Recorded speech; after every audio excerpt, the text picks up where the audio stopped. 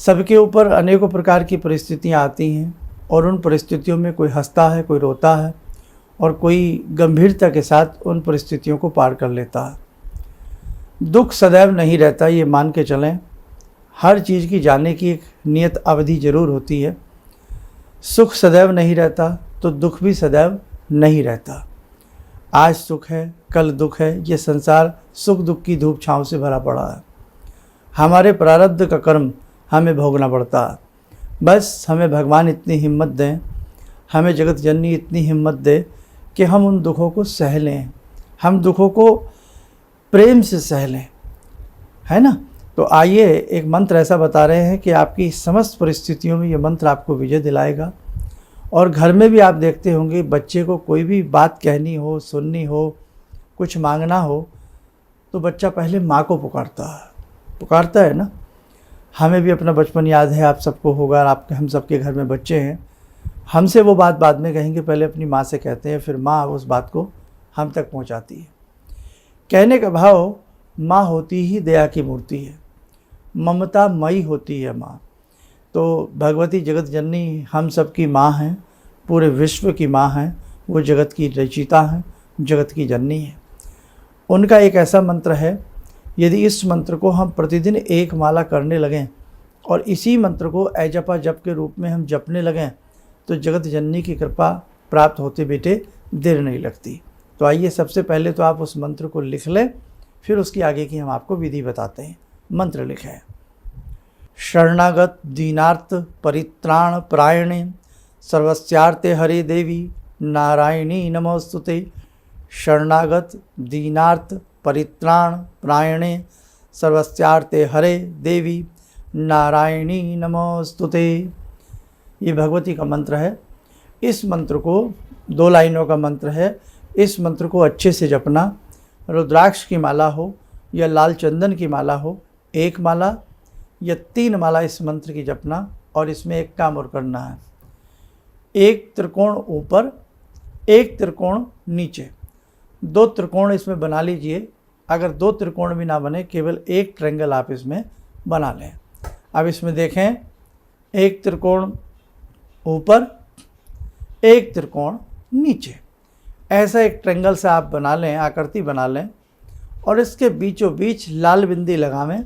लाल बिंदी लगा करके उसके ऊपर दीप को आधारित करें, दीप को रखें। मीठे तेल का दीप जला लें या देसी घी का दीप जला लें। इस मंत्र को शुक्ल पक्ष की अष्टमी से प्रारंभ करें या कृष्ण पक्ष की अष्टमी से प्रारंभ करें। शुक्ल हो या कृष्ण हो, तिथि होनी चाहिए अष्टमी।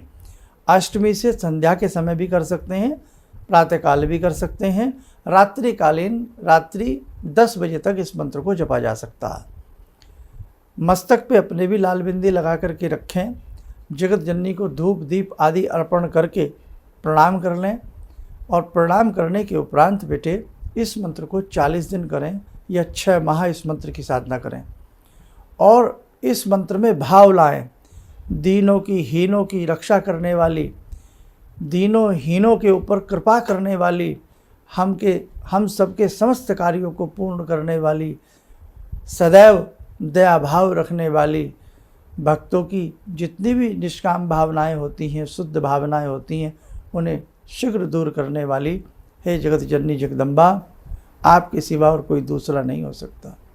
हे माँ, आप हमारी समस्त मनोकामनाएं पूर्ण करें। मैं इस संकट में घिरी हूँ या मैं इस संकट में घिरा हूँ, मेरा यह संकट दूर करें। संकट चाहे आपकी गरीबी रूपी का हो, आपके कर्ज का हो, मुकदमा कचहरी का हो, घर में मंगल कार्य ना हो रहे हों, किसी भी प्रकार का आपका संकट हो, तो दीनों की हीनों की सुरक्षा करने वाली, सदैव दीनहीनों के आशीर्वाद देने वाली, तत्पर रहने वाली ऐसी जगत जननी जगदम्बा के हम चरण शरण में बैठे हैं और इस मंत्र को हम पढ़ रहे हैं। 1 माला, 3 माला, बड़ी हद 5 माला।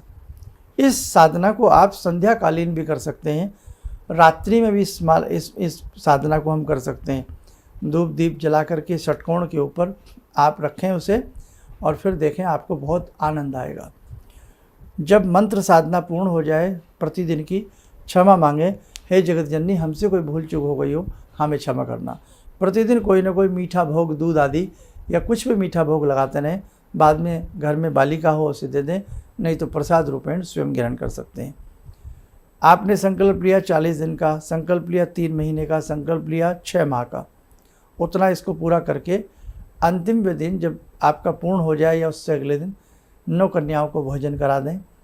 और साथ ही इसी मंत्र में स्वाहा लगा करके 1 माला या जितना भी आप करना चाहें यज्ञ कर सकते हैं। और हाँ, बीच बीच में भी अष्टमी के दिन आप 3 कन्या, 5 कन्या, 9 कन्याओं को भोजन करा सकते हैं। और बीच बीच में भी इसमें स्वाहा लगा करके अष्टमी वाले दिन यज्ञ भी कर सकते हैं। इतना पावरफुल मंत्र है ये, इतना शक्तियों से ओतप्रोत मंत्र है ये कि भगवती त्वरित इस मंत्र को स्मरण करती हैं, सुनती हैं आपके द्वारा जपे हुए मंत्र को, और आपके कार्यों की सिद्धि होती है। इसी मंत्र को चलते फिरते, उठते बैठते, मानसिक रूप में अजपा जप के रूप में भी इसी मंत्र को जपने लग जाइए।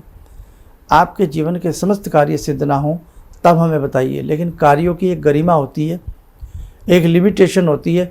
ये नहीं कि हम कहें कि चांद टूटे और हमारे घर में आ जाए, पड़ोसी अपना मकान हमारे नाम लिखा दे, भैया ऐसा नहीं। एक कामना के भी एक तरीका होता है, वो कामना जो लगती है हाँ ये हमारी पूरी होनी चाहिए।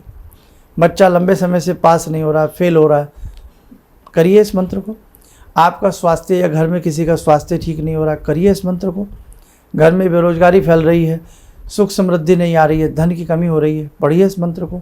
कोर्ट कचहरी में आप फंसते जा रहे हैं, शत्रु प्रहार पे प्रहार करता जा रहा है, पढ़िए आप इस मंत्र को।